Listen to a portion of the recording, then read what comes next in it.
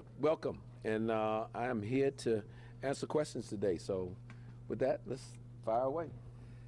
First things, just your reaction to the team in the Cali Classic over the last few days, what you saw from the players, anyone, surprised you? What did you like? Very encouraged. This group is beginning to start to create the identity that we want to have. We want to be one of the hardest playing teams in the league, competitive. I think you see the aggressiveness this group is playing with. We're playing with some speed, with defending, making multiple efforts. So I like that, and I like the building camaraderie and connectivity that I'm seeing from Darius and Emmanuel Sharp, and even though Alex hasn't been able to play yet, but he's bringing that, from the sideline. And then, our returning rookies from last year who are now sophomores, and Neat Clifford and Dylan Cardwell. And so really encouraged, and the guys that we've, added on the Summer League roster. Everybody's really bought in and really like the effort that I'm seeing so far. Kind of on that same point, Dylan, we talked to him after a couple of the games, and he really seems to have taken it upon himself to kind of be that guy who's really embodying that identity, and he had talked a lot about, not getting punked at home and things like that, as he put it. Just what's, having been around him for a while now, what does he provide to you guys, and just that mindset for such a young guy? Well, I think his passion and energy are pure, and that's what you love about him. He cares about this team, this organization, and about establishing a winner here. And so we all embrace that, and it's important to have players like him that will take on any task that you ask of them and give their very best. And that's all you can ask any athlete. So having him around, his positivity, his consistency of not only effort but energy, and what he pours into this building each and every day is infectious, and we need it, and we look forward to him growing even more in that capacity. Scott, can you walk us through the DeMar DeRozan decision and sort of what you guys think you're going to do there, and also is that the only player you're considering buying out at this point? No. First of all, let me say this about DeMar DeRozan. I've been in the league 26 years, and he was one of my favorite players to work with. By none. And I've worked with some great players, some Hall of Fame players during my career. But his professionalism, his leadership, the way he went about preparing for his job each and every day, exemplary, and how he poured into our young players last year, our rookies, was very important and very much appreciated. So, since the season is over, when we could start looking at different moves to make, we were trying to figure out ways how we could keep him.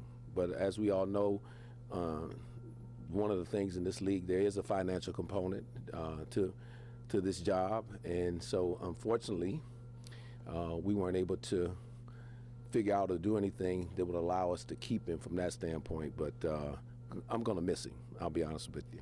With Precious Achua and Daquan Plowden, Scott, can you talk a little bit about them and their importance to your team? Absolutely. Great to get Precious back here this year. That was very important to us because he had options, could have gone elsewhere, but he wanted to be here. I think he came here last year searching for a place that he could call home. He quickly established himself the way he competed each and every night at both ends of the floor. He's a versatile athlete, and again, I can't say it enough. I love having guys here that want to be here and that are invested in something that they think that they can build into something bigger than just themselves, and Precious embodies that. And Daquan Plowden, he should be an example to a number of players that are aspiring to be in the NBA. Hardworking. We brought him here last year on our summer league team, gave him an opportunity to compete. He caught our eye. We gave him a two-way contract coming out of summer league because he performed so well. And not only did he took that, went into the G League season, was one of the top performers in the G League. Anytime we had him play with the Kings, he brought effort and energy. And so, again, having people like that play hard every day, that compete, that will defend, that are about the team, you can't have enough of those guys. And so in my job, when you're able to reward somebody like that, that's very rewarding, because that young man has worked extremely hard to get here, and we're so happy that we can have him back on this team. Scott, we know what Bobby Jackson means to this franchise and his departure. What were those conversations like, and what are you guys looking forward to replace? Well, but, you know, Bobby will be with us through the summer until obviously he transitions out at the end of the summer. But Bobby obviously is a Kings legend, very important, great guy. I first encountered Bobby when I was assistant coach at Michigan, had to coach against him at Minnesota. So I still have some bad memories when they came into Chrysler Arena and beat us for the Big Ten championship. But great guy. Wish him nothing but the best, and it was a pleasure getting a chance to work with him. What do you make of just the first few weeks of free agency? Obviously, when you ended the season-ending press conference, you mentioned the financial restraints that you guys have and some of the restrictions that puts on you guys. This is your first week or so of free agency in this offseason. Do you feel like you're as limited still as you move forward?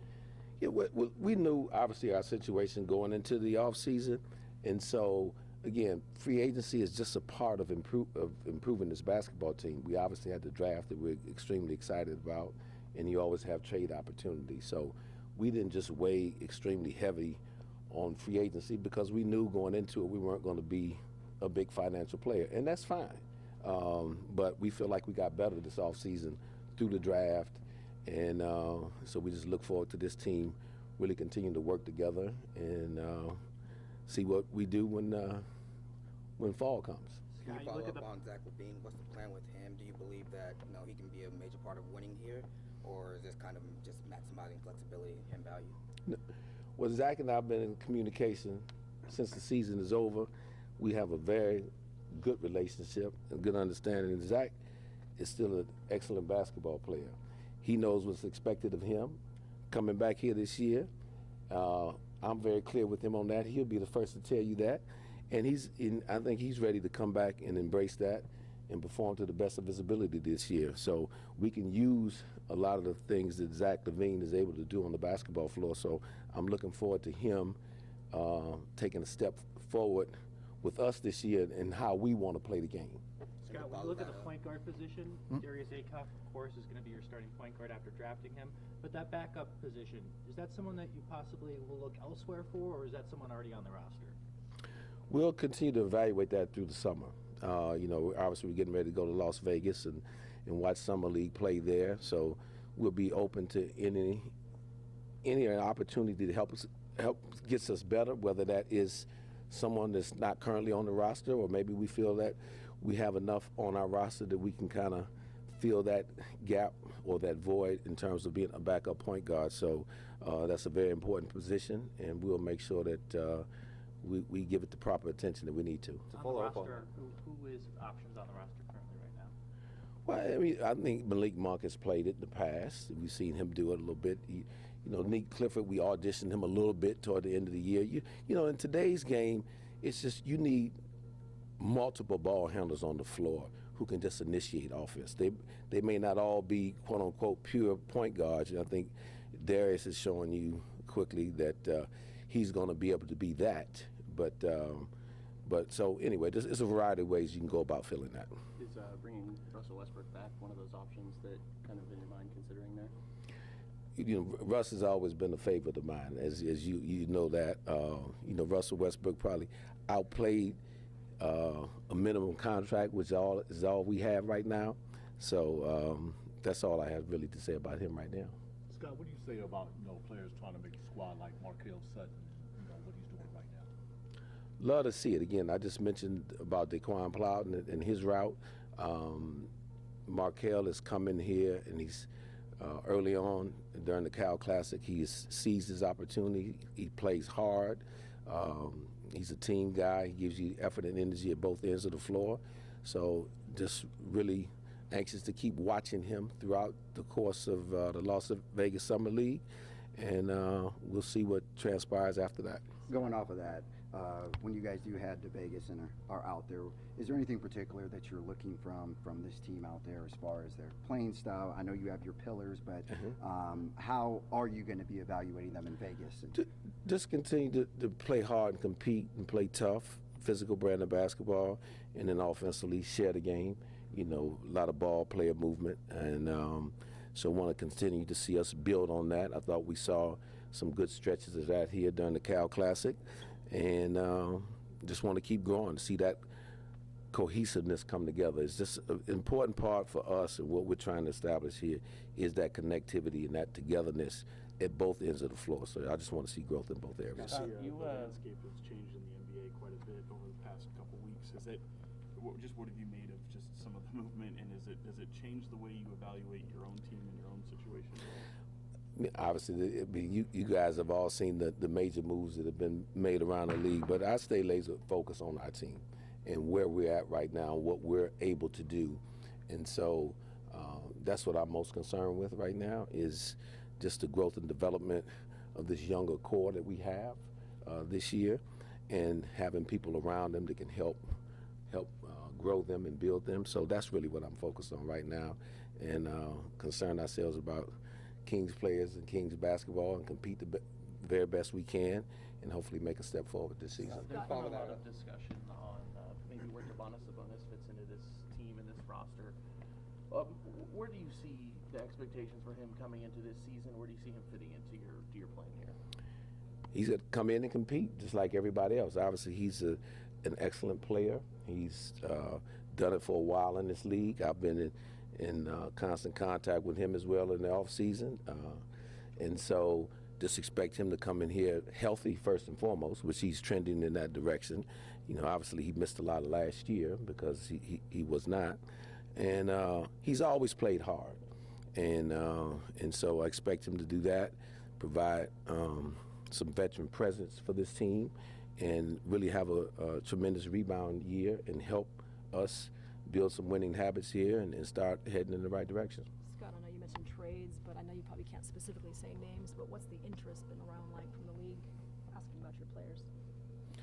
Well, you can tell, like, the younger players on our team obviously created a lot of buzz around the league. So, but I don't want to get into it, much more than that. But the key when you're building a program, the more calls you get about players that you have on the roster, that means you're heading in the right direction. And I would say I'm probably getting a few more calls now than I did when I first got here. Seems like a lot of the moves that were made around the league have to do with aprons that have been implemented. Just what's kind of your impressions now that they've been here for a while of how restrictive those are and the impact they've had on the league? Well, all 30 teams got to work by the same rules. That's my take on it. So I'm not someone to complain about it. If it was only for a certain set of teams, that'd be different. But all 30 teams have to work by it. You adjust, you move forward, and that's where we're at. If fans are hearing this, maybe, and obviously you have 3 new players with your draft, and it seems like there might be a lot of continuity leading up, coming into training camp, which is still very far away. Mm-hmm. If they're hearing that, just knowing that what you guys have talked about in terms of being injury riddled, are you pretty comfortable, I guess, with the roster that's largely intact right now if you were to head into training camp? Yeah, no, I'm comfortable. Yeah, we have to obviously be at 14. We're at 13 right now, so we'll be looking for a 14th player to add to the roster. But comfortable. Yeah, we'll be a lot younger this year than we were last year, but I think our effort and our energy will be far greater this year, and a chance to really watch these young guys grow and develop into eventually develop into a good basketball team. I know Keegan's obviously was banged up last year, dealt with a lot of injuries. He's been around. What are you hoping out of him coming up into this season? It's a big year for him. Just hoping for him to get back to how he broke into the league. Keegan is a highly sought-after player too. You're talking about a 6'8", 6'9", two-way wing player. Those positions are very valuable in this league. And so we just expect him to now come in. He's healthy. He's trending in the right direction. Get back to shooting the basketball like he was from the perimeter, attacking the rim better than before, and then being that versatile defender that he is. So he's been great. He's really embraced these young guys. He's wanted to be around. You saw him at the Cal Classic, and so he has a real interest in them and this organization, and he wants to be a part of, turning this thing around and building a winner. What do you think is largely an area of need for you? I mean, I know point guard has been brought up in terms of helping with ACUF, but as you look at the roster, what's maybe the glaring need that you see? Well, again, we want to continue adding people that are tough, athletic, and they're going to fit into the style we want to play to become that much tougher defensively. So whether that's the backup point guard, whether that's a additional small forward or frontline player, just more about the makeup of the person and player than necessarily the position right now. And then as we start playing, that'll clarify itself even more in terms of what we may or may not need.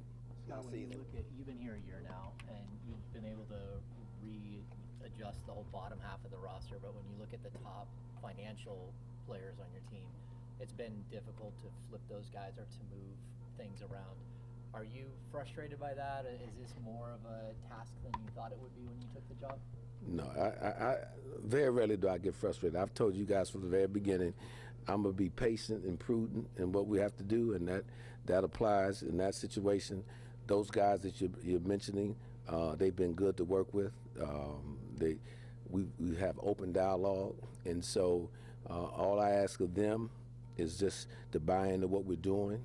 They're doing that, and so no frustration. I feel good where we're at entering year 2, but again, it's still a process. We're a long way from the finish line, so let's be clear about that. We're not, but I think we're positioning ourselves now, hopefully that the fan base, all of you, will start to see the identity, present itself on the court on a nightly basis. That's the first goal when you're talking about building an establishing winner.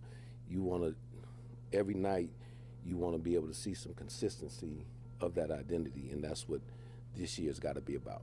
Yeah, to follow up on that, you said last year was more so of an evaluation period. I know it's year 2, but what kind of phase would we be in kind of at this point now?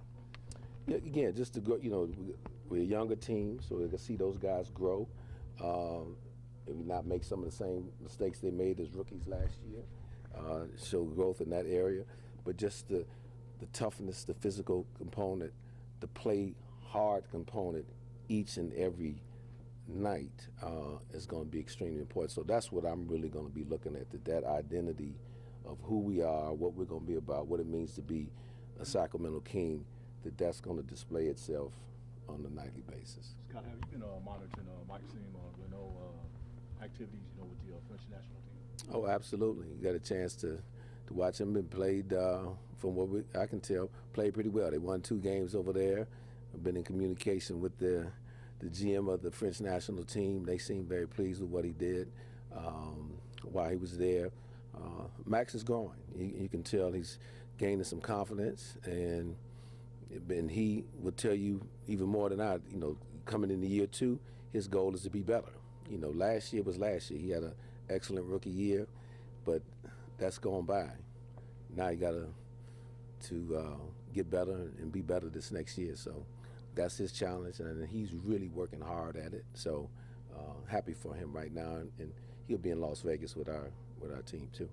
A bunch of year 2 guys are in Las Vegas now. Was that intentional to have them play year 2 in Summer League, and then the Cali Classic? We talked to me. Yeah, right. They're going to play some. I don't think they'll play all the games. But I think, again, when you're trying to build chemistry, it's important to have guys around and get to know one another, because training camp is a lot shorter now too. It's not like when I first entered the league, you had a month to get ready for the season. And now you have, it feels like a week or 2. So yeah, it's just good, not only from a basketball perspective, but from a personality, people perspective, spending time, because you're going to be with this group for 7 or 8 months, and how that comes together a lot of times is reflected on how guys play together on the court. So the summertime is an important lead up to training camp in the regular season. Scott, you talked about hostages and volunteers in the past. You remember those lines. I like that. I'm wondering how many hostages you think you still have, and can some of those hostages have Stockholm syndrome? And maybe all the volunteers will show themselves this season. That's what I can tell you. So, no, everyone from where I sit right now is a volunteer until they show me differently. So. Hey, Scott, when you look at DeMar, I know you said financially that was the situation, but was there a part of him where it's like he's at the end of his career and he wants to be at a winning situation where he can compete? I think DeMar was fine coming back here. I mean, we got a great relationship, so that was not a component for him. I mean, the guy still can play. The guy still can play, as you saw last year. I think at a pretty good clip, high level. So no, he's got a lot left in the tank, and a lot of that has to do with his work. You know, he's 37. He was still coming to the gym at night. You know, still working on his craft. So, and you know, he's working out now. So he is a true professional, and like I said, wish I had him back. Somebody would be lucky to have him this year for sure, in my opinion.